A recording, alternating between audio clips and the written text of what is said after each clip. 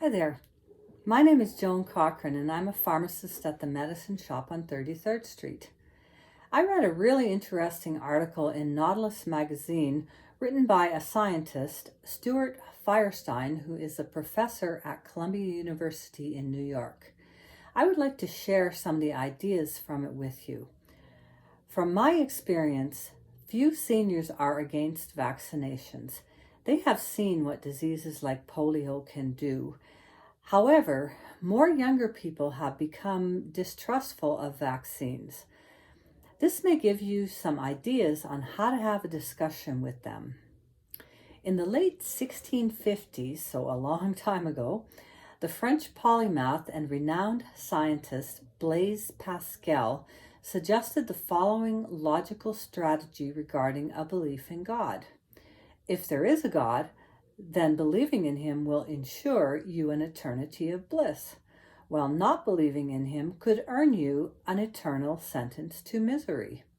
On the other hand, if there is no God, believing in him anyway will cost you very little, and not believing in him will mean nothing in the non-existent afterlife. Therefore, the only sensible bet is to believe in God. This has come to be known as Pascal's Wager. This theory can be applied to many other things. Science does not claim to have all of the answers. Indeed, true scientists freely admit that we still have a lot to learn. Pascal's Wager can provide a useful method of deciding between alternatives. Can we apply Pascal's Wager to decisions over the current controversy surrounding vaccination, and in particular the newly arrived COVID-19 vaccination? There are certainly reasons to be concerned about getting vaccinated. One issue is safety. The vaccine is designed to mobilize your immune system, essentially to fool it into believing that there is an invading virus present and to mount an immune response. That way, it will be ready when the real invasion comes, if it comes. That seems pretty sensible and preferable to going to war with an opponent you know nothing about. The vaccine is the first being produced by what is being called a new method, using RNA genes. The method is not really new, and the science that makes it possible has been developing over the last 40 years, so it's not as radical as it seems.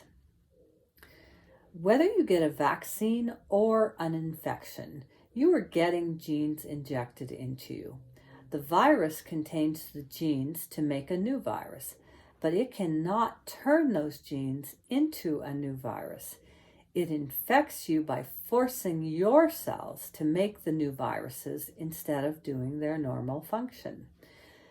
The new vaccines have taken just one of those genes, the one that directs the production of the spike protein that appears on the surface of the virus, and injects just that one gene into your muscle cells, which then makes that one single protein. Your immune system comes along and sees that weird protein and makes antibodies to it. These same antibodies will now recognize that spike protein on the surface of viral particles that invade your body. We have turned the virus into its own enemy. The viral RNA that you are getting will decompose over a few days because RNA is not a stable molecule. That is one of the reasons why the vaccine needs to be kept frozen. And so the RNA will no longer exist in your body within a couple days. So this may actually be the safest sort of vaccine to use. In the future, it is likely that all vaccines will be made this way. Why should we trust science? Modern medicine and the science behind it has eliminated or dramatically lessened diseases such as smallpox, polio, cholera, chickenpox, measles, rabies, and many others. When it comes to most viruses, the only tool we have to fight them is vaccination. Antibiotics are for bacteria, a completely different sort of creature. Vaccines trick the immune system into recognizing the virus earlier than it would otherwise and helps protect normal cells from invasion by the virus. The main upside to vaccines is that because they use your already existing defense mechanism, they are surprisingly safe.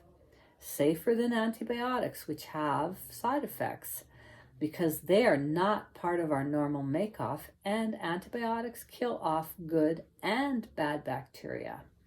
All treatments and drugs have side effects, but in general, vaccines have the fewest.